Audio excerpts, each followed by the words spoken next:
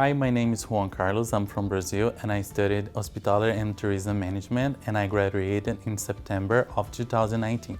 After graduating from TSoM, I became a person more confident. When I applied for TSoM, I was just studying English, so everything was kind of new. I had the help with my agent, which helped me with the whole process. Everything's pretty new, pretty different than what I used to live in Brazil. The exams are different.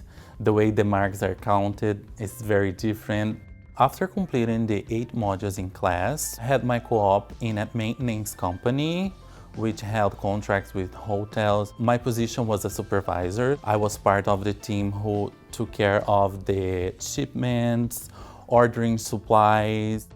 My ultimate goal is have a stable job because I want to become a permanent resident here in Canada, and I also want to excel in my career.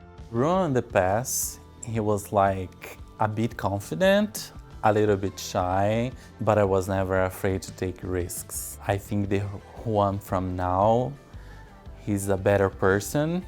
My advice for the future students is step out of your comfort zone. Pay attention in classes, be mindful to build your network, and give 100% of everything. Everything is an opportunity.